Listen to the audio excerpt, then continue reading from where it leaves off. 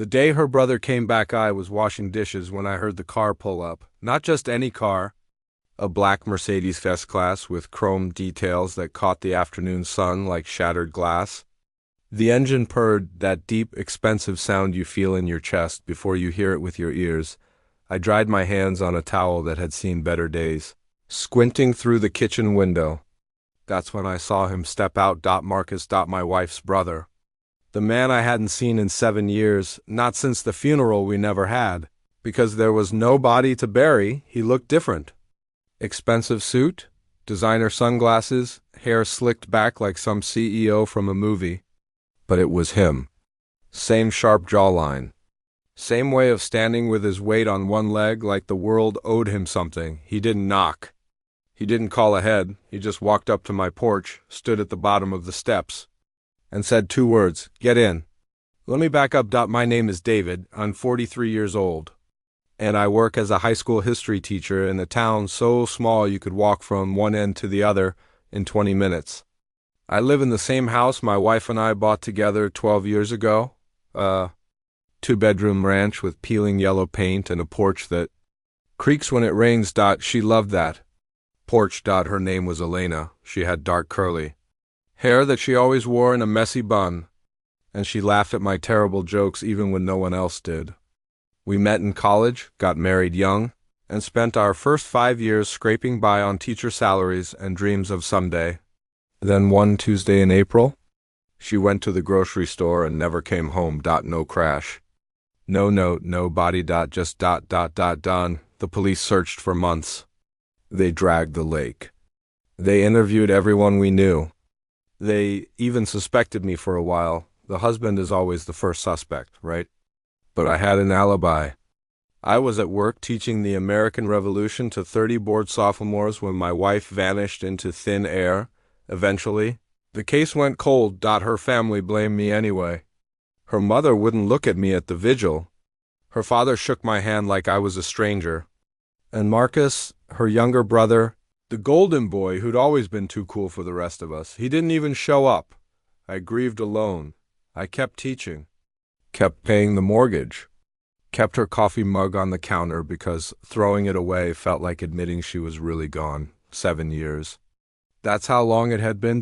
And now Marcus was standing on my lawn in a suit that probably cost more than my car, telling me to get in. "What are you doing here?" I called from the doorway. He didn't answer. Just opened the passenger door and stood there, waiting. My heart was pounding. Part of me wanted to slam the door in his face. The other part, the part that still dreamed about Elena every few months, wanted answers. I grabbed my jacket. The inside of the Mercedes smelled like leather and cologne. The dashboard looked like a spaceship. Marcus didn't say a word as he pulled out of the driveway, just turned on some jazz station and drove. "Where are we going?" I asked. "You'll see." His voice was flat, unreadable. I watched the familiar streets of my town blur past the window. We passed the school where I worked, the diner where Elena and I used to get pancakes on Sunday mornings, the library where she volunteered on weekends. Then we turned onto the highway. "Marcus, what the hell is going on?" He glanced at me, just for a second, and I saw something flicker in his eyes. Guilt? Fear? "I need to show you something," he said quietly. "And I need you to keep an open mind." My stomach dropped. "Is this about Elena?" He didn't answer. We drove for almost an hour, out of town, through farmland and forests, until we reached a part of the state I'd never been to. Marcus turned down a private road lined with oak trees, their branches forming a tunnel overhead. At the end of the road was a house. No, not a house. A mansion, 3 stories of white stone and glass, with a circular driveway and a fountain in the front yard. It looked like something out of a magazine, the kind of place celebrities retire to. Marcus parked in front of the double doors. "Come on," he said. My legs felt like lead as I followed him up the steps. He didn't knock, just pulled out a key and opened the door like he owned the place. Maybe he did, inside. The floors were marble. The ceilings were high enough to echo. There was art on the walls that probably cost more than I. Made in a year, and then I heard it. Footsteps. I turned toward the staircase, and there she was. Elena. She looked the same. Older, maybe a few lines around her eyes, her hair shorter than I remembered, but it was her. Same dark eyes. Same small scar on her chin from when she fell off her bike as a kid. She froze when she saw me. I couldn't breathe. "David," she whispered. The room tilted. I grabbed the back of a chair to steady myself. What is this?" My voice cracked. "Elena, what the hell is this?" She took a step forward, then stopped. Her hands were shaking. "I can explain," she said. "Explain?" I stared at her, my mind racing. "You've been dead for 7 years? I mourned you.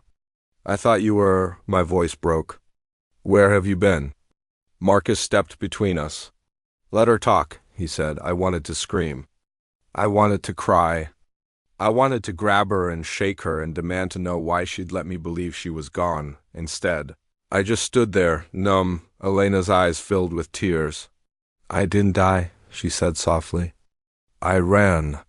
We sat in the living room, a space so big and cold it felt like a museum. Elena poured coffee with trembling hands. Marcus stood by the window, arms crossed, watching us like a guard. "I was in trouble," Elena began. Her voice was barely above a whisper. "Bad trouble? The kind you don't just walk away from." "What are you talking about?" She looked down at her hands. "You remember my old job? At the accounting firm?" I nodded. She'd worked there for 3 years before she disappeared. It was a small company, nothing fancy. "I found something," she said. "Files, financial records that didn't add up. At first, I thought it was just a mistake. But the more I dug, the more I realized my boss was laundering money. Millions of dollars. For some very dangerous people." My chest tightened. "Elena, I was going to go to the police," she continued. But before I could, my boss found out I knew. He sent someone to warn me. They followed me home one night. Told me if I said anything, they'd kill me. "And they'd kill you too?" I stared at her, horror flooding through me. "So I ran," she whispered. "I staged my disappearance. Left my car at the grocery store, walked to a bus station, and got as far away as I could. I thought if I was gone, you'd be safe. I thought—" Her voice cracked. "I thought it was the only way." I couldn't speak. Marcus turned from the window. "I found her 2 years later," he said. "Living in a motel in Arizona under a fake name. She was scared, alone. I didn't tell anyone. I helped her disappear for real this time. Got her new documents, moved her out here, set her up with a new life, and you didn't think to tell me?" I stood up, my voice rising. "You let me believe my wife was dead for 7 years, and you didn't think I deserved to know." "I wanted to." Elena stood too, tears streaming down her face. "Every single day, David, but I couldn't put you at risk. These people, they don't forget. If they knew I was alive, they'd come after everyone I loved." "So what changed?" I demanded. "Why am I here now?"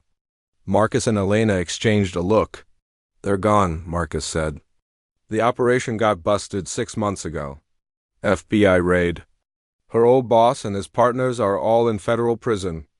It's over." The room spun. Elena stepped toward me. "I know you hate me," she said, her voice breaking. "I know I can never make this right, but I needed you to know the truth. I needed you to know that I never stopped loving you." I looked at her, this woman I'd loved, mourned, and tried so hard to let go of, and I didn't know what to feel. I didn't stay that night. I told Marcus to drive me home, and I sat in silence the whole way. My mind was a hurricane of anger, grief, relief, and confusion. When I got home, I sat on the porch, Elena's porch, and cried for the first time in years. Over the next few weeks, Elena called me every day. At first, I didn't answer. Then I did, but I didn't say much. Just listened as she told me about her life in hiding. The fear, the loneliness. The nights she almost came back, slowly, we started to talk. Really talk. She told me she understood if I couldn't forgive her. She said she didn't expect me to take her back, didn't expect anything at all. She just wanted me to know she was alive, but here's the thing about grief. It changes you. I'd spent 7 years learning to live without her. I'd built a life, small and quiet as it was. I'd learned to be okay on my own, and now, suddenly I had to decide, could I let her back in? 3 months later, Elena moved back to town. Not into my house. Not yet. She rented a small apartment above the bakery on Main Street. She got a job at the library. She started rebuilding piece by piece. We had coffee sometimes. Took walks. Talked about the past and the future and everything in between. It wasn't perfect. There were still hard days. Days when I looked at her and felt the weight of those 7 years like a stone in my chest. But there were good days, too. Days when she laughed at my terrible jokes again. Days when I caught myself thinking, maybe we can do this. Maybe we can find our way back. I don't know what the future holds. I don't know if we'll ever be what we were, but I know this. Love isn't just about being together. Sometimes it's about surviving apart and finding each other again, and sometimes the hardest part of a story isn't the ending. It's learning to write a new beginning. If you enjoyed my story, please like and subscribe for more real stories about love, loss, and second chances.